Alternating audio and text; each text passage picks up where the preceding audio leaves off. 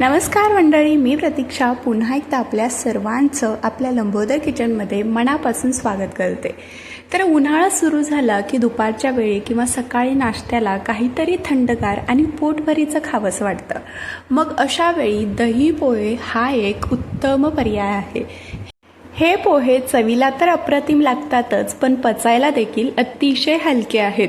म्हणूनच आज मी तुम्हाला अगदी 10 मिनिटात मऊ लुसलुशीत दही पोहे कशी बनवायचे हे दाखवणार आहे।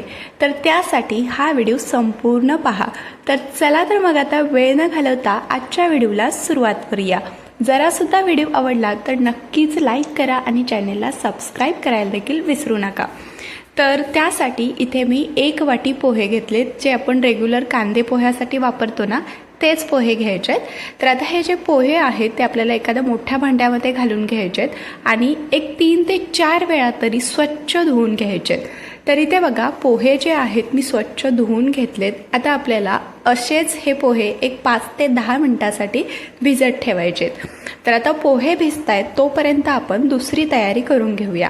तर त्यासाठी एका मोठ्या खोलगट भांड्यामध्ये आपल्याला 1 ते 1.5 वाटी इतकं ताजं दही घ्यायचं आहे। दही जास्त आंबट नसावं आणि शक्य होईल तितकं घट्टसर दही घ्या। माझ्याकडे थोडं घट्ट नव्हतं। त्याचबरोबर यामध्ये आपल्याला घालायचं आहे सारख्याच वाटीने पाव वाटी दूध। तर दूध का घालायचं हे मी तुम्हाला पुढे नक्की सांगेन, त्यासाठी हा व्हिडिओ शेवटपर्यंत पाहत राहा। त्याचबरोबर यामध्ये आपल्याला घालायचे 2 चमचे साखर। जो आपला नाश्त्याचा चमचा असतो ना, त्यानेच 2 चमचे साखर घालायची। त्यासोबतच चवीनुसार मीठ घालू आणि आता साखर विरघळेपर्यंत हे आपल्याला चांगलं असं फेटून घ्यायचं आहे। तर हे दही पोहे बनवायला अतिशय सोपे आहेत, पचायला हलके आहेत आणि चवीला तर ना अप्रतिम लागतात। तर इथे बघा, साखर पूर्णपणे विरघळलेली आहे। हे मी छान असं व्यवस्थित मिक्स करून घेतलेलं आहे। तर आता यामध्ये आपल्याला घालायचं आहे भिजवून घेतलेले पोहे। तर पोहे बघा अगदी छान मऊसूत भिजले गेलेत, तुम्ही बघू शकता। तर आता लगेचच आपण यामध्ये हे पोहे घालून घ्यायचे।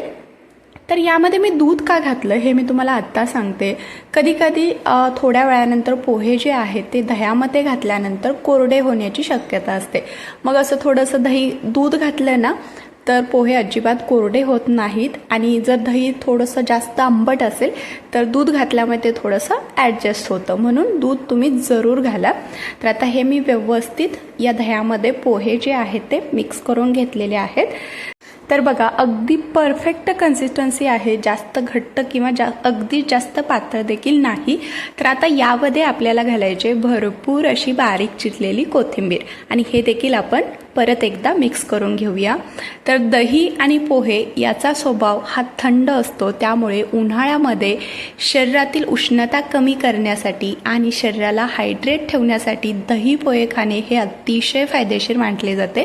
तर आता हे मी मिक्स करून घेतलंय। आता यामध्ये आपल्याला एक तडका द्यायचा आहे। तर त्यासाठी इथे मी एक 2 ते 3 चमचे कडकडीत तूप गरम करून घेतले। तुपाऐवजी तुम्ही इथे तेलसुद्धा वापरू शकता। यामध्ये पाव चमचा मोहरी, अर्धा चमचा जिरे, चिमूटभर हिंग, 5 ते 6 कढीपत्त्याची पानं, 2 हिरव्या मिरची तुम्ही कमी अधिक करू शकता। त्याचबरोबर इथे मी थोडेसे शेंगदाणे घेतलेत। तर आता हे छान असं व्यवस्थित मिक्स करून घ्यायचं। तर इथे आपली ही खमंग फोडणी तयार झालेली आहे। तर आता लगेच आपण ही कडकडीत फोडणी या दही आणि पोह्यावरती घालणार आहोत। आहा, आत्ताच बघा काय कमाल दिसते हे दही पोहे। तर आता ही जी फोडणी आहे ती सुद्धा आपल्याला यामध्ये व्यवस्थित चांगली मिक्स करून घ्यायचे। तर हे दही पोहे तुम्ही जर सकाळच्या नाश्त्यामध्ये खाल्ले ना तर दिवसभर उत्साही राहाल। अतिशय पचायला हलके आहेत आणि पोटाला खूपच थंडावा देतात, त्यामुळे उन्हाळ्यात तरी हे दही पोहे तुम्ही दररोज खाल्ले पाहिजेत। तर इथे बघा हे मी छान असं व्यवस्थित मिक्स करून घेतले। तर आता आपण हे एका प्लेटमध्ये सर्व करूया। तर अगदी 10 मिनिटात तयार होणारे हे मऊ लुसलुशीत दही पोहे आपले इथे तयार झालेले आहेत।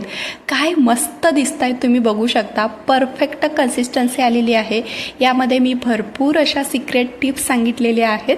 तर यावरती आपल्याला थोडेसे सगळ्यात शेवटी डाळिंबाचे दाणे घालायचे आणि थोडीशी कोथिंबीर घालायची, म्हणजे अजूनच हे दिसायला भारी दिसतं आणि खायला देखील ना कमाल लागतं.